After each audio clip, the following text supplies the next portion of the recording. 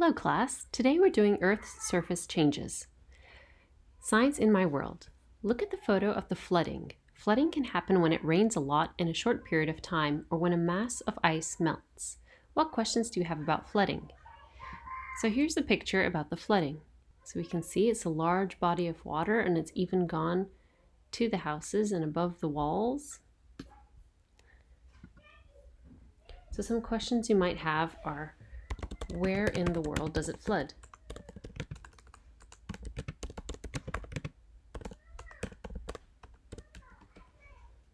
Or when does it usually flood? In summer or in winter? And can we stop flooding from happening? These are some of the vocabulary words we'll be going through in this chapter. Coast, flood, rock, volcano, earthquake, landslide, sand, weathering, erosion, natural resource, soil, and windbreak. Maya wants to be a geologist. A geologist studies Earth, what it's made of, and how it has changed. While on a hike along a stream, Maya noticed her favorite wildflower field was now underwater. What do you think happened? Draw a picture of how you think the area would look. So we have an idea of what it would look like if it was underwater, because we have our picture from the beginning. It probably looked something like this. So the water levels were very high, and now the field was underwater. You can't see the ground.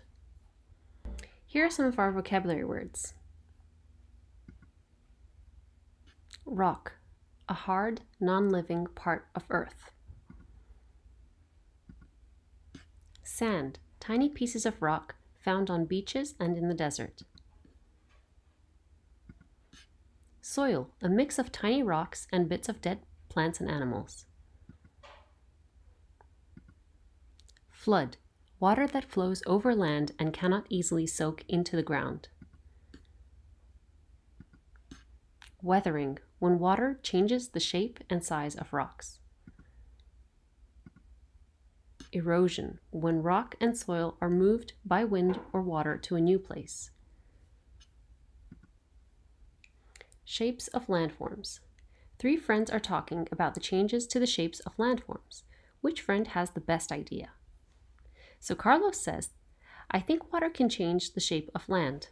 Penny says, I think wind can change the shape of land. And Max says, I think both water and wind can change the shape of land. So who do you think is most right? I would say Max, because both water and wind have the ability, or can, change the shape of land. They can both move pieces of rocks from one area to the other. Wind can blow it from one area to another, whether it's little pieces, and so can water. Look at the photo of a rock in the water. What do you notice about how the rock is shaped, and what questions do you have? So maybe we can ask how the big rock got in the water, or how this hollow center, this arch, is created. What do you think will happen when chalk is shaken together with pebbles and water? What will happen to pieces of chalk when they are shaken in a jar of pebbles? So chalk is weaker than pebbles, right? It's the stuff we use to write on blackboards. So that means maybe if we shake it with pebbles that are stronger and in water, the pieces of pebbles and the water would break up the chalk. This is an investigation that we will use 10 pebbles for and 8 small chalk pieces, a jar with a lid, a hand lens, and water. Place 4 pieces of chalk and 10 pebbles in a jar. Shake the jar for 2 minutes. Draw or write about the chalk. Empty the jar and fill it half full with water. Add 10 pebbles and 4 new pieces of chalk. Shake the jar for 2 minutes and draw or write about the chalk. So after you've done this, you can pause the video, or if you've done it, you can go through and we can talk about the conclusions. So how did the chalk change after being shaken in water with rocks? So in this case, the chalk would have broken down. This is called erosion. Why do you think the chalk changed more after being shaken in water? Because the water also dissolved the chalk.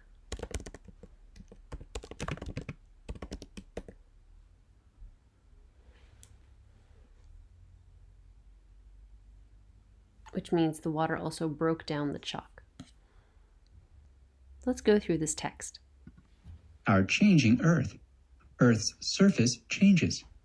Earth's surface is changing all the time. The surface is the top part of Earth where people, animals, and plants live. Sometimes change is so small that you might not notice it. Other times, change is so large that it is noticeable right away. We live on Earth's surface. Many of these changes, small or large, are caused by wind and water. Both wind and water can change the shape of land by moving things on the surface of Earth from one place to another. Earth's surface changes in many ways. Water can cause changes.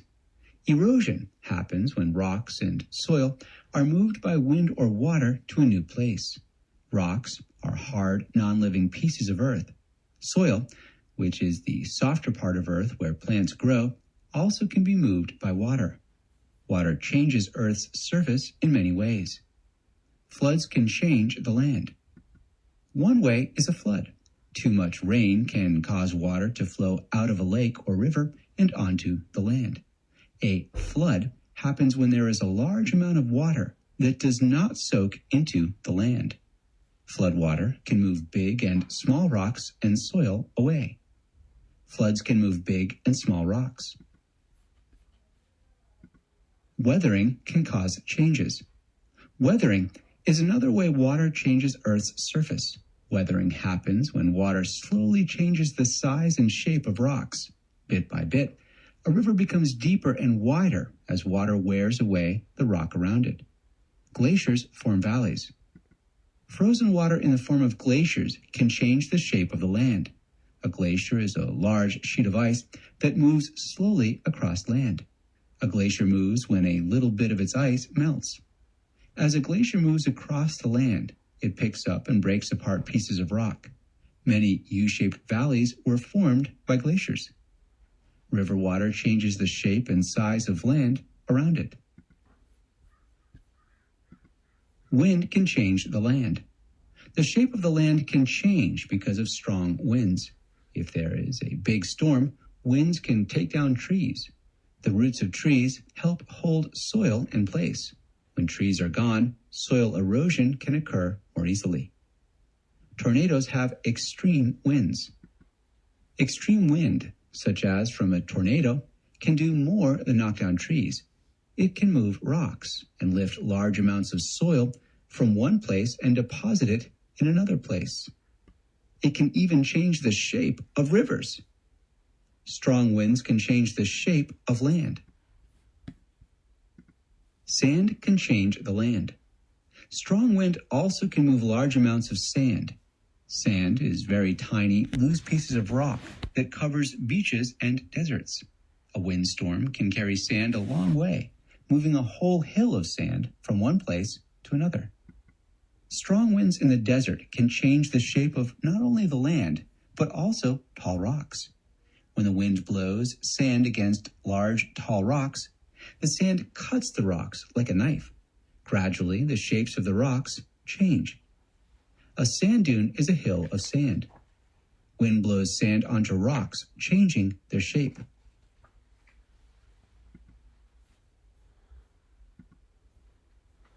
So now let's look at some of these questions. Answer the questions after you have finished. Erosion happens when two things are moved by wind or water. So these two things are rock and soil.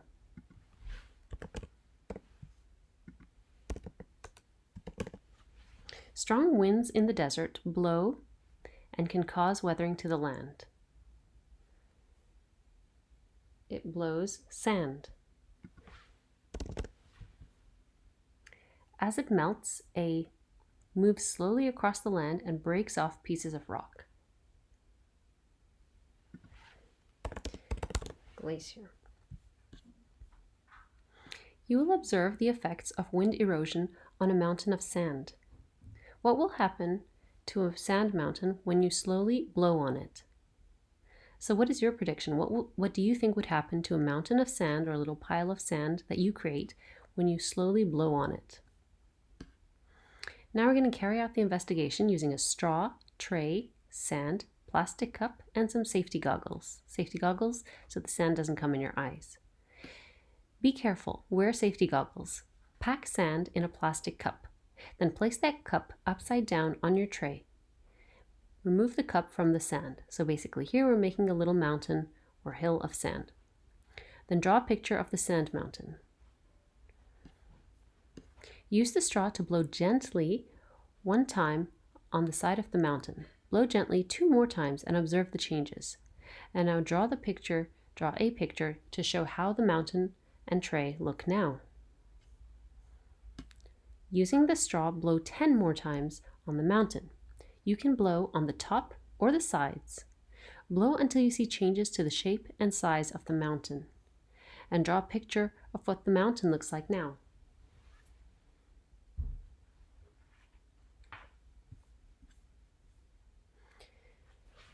So let's look at the conclusions. How did the sand mountain change after the first time you blew on it? And how did the mountain change after you blew on it 10 times? Where did the sand go when it came off the mountain? Did the sand mountain change slowly or rapidly? So what you would have seen as a conclusion after the first time you blew on it is that little bits of sand came off, but the shape and size of the mountain didn't change much. And then after 10 blows, you would have seen a greater change to the mountain. And where did the sand go? It would have gone next to it or near the mountain, or if you blew very hard, then it would have flown off the tray completely. Did it change slowly or rapidly, quickly? If you blew slowly, then it would have changed slower, but if you blew hard and quick, and many times, it would have changed rapidly. That means quickly. Let's match each landform to the type of erosion that helped it. A sea arch, like what we saw earlier in the chapter, which is rocks that create an arch in the water, would be created by what? Water erosion. Sand dune would be created by wind erosion. A canyon would be created by wind and water erosions. And a rock pedestal would be created by wind erosion as well. You will observe how water can slowly break down an object. Make a prediction. How many drops of water will it take for the water to change the shape of a sugar cube? So how many drops do you think? You can say 10 drops, you can say 20 drops, maybe only 3 drops. So for this you'll need a sugar cube, tray, pipette, and a cup of blue water. Put the sugar cube in the middle of the tray. Then use the pipette to squeeze 5 drops of water into the sugar cube. Look closely for any changes. Continue to squeeze drops of water into the sugar cube until you can see a change in the shape of the cube. Use the tally marks to show how many drops you put on the cube before you saw a change in its shape. Continue to drop water onto the sugar cube until it is gone, and then use the tally marks to show how many more drops it took. Draw conclusions. So how many drops of water did it take to change the shape of a sugar cube? Someone might say 24 drops. And now how many drops of water did it take until the sugar cube was completely gone? How many drops did it take you? For someone it might take 162 drops. Where did the sugar from the cube go? Since sugar easily dissolves, it would have dissolved in the water. Do you think the sugar cube underwent a fast change or a slow change? Tell how you know. You might say a slow change because it took a lot of drops of water for the sugar cube to change shape. Earth's slow changes. You will use what you have learned to draw an example of weathering or erosion that could happen near your home. How can you draw a model of a slow change? You can try something like this.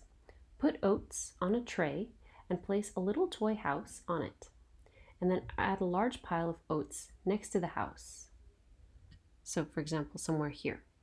Add water to one side of the tray, over from here, and see what happens. So which landform did you choose? You might choose a mountain.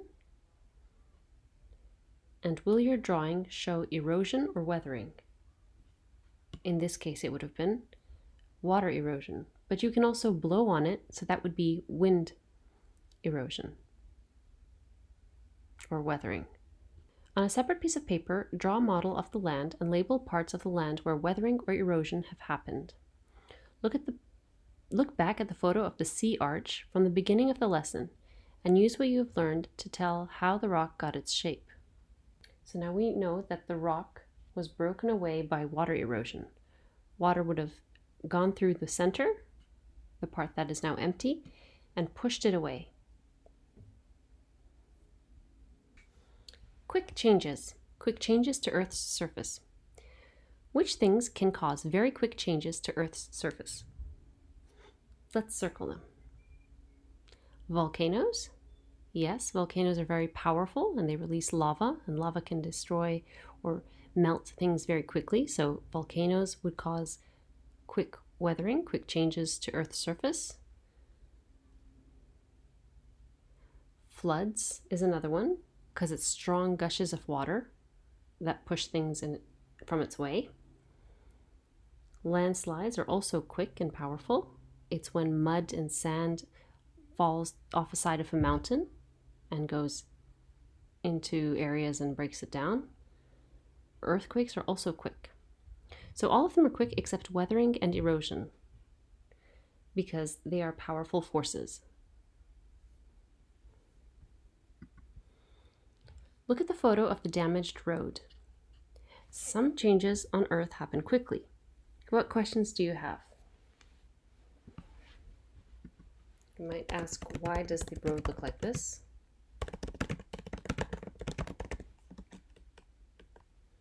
And how did it break apart?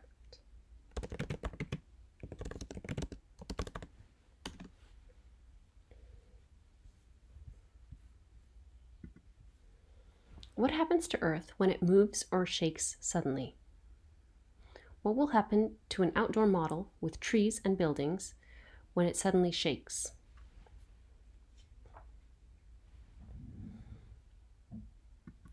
The trees and the buildings might fall over.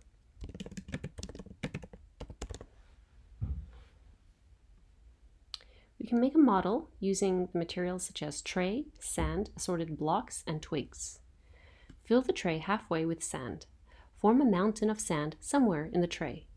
Use the blocks to create buildings.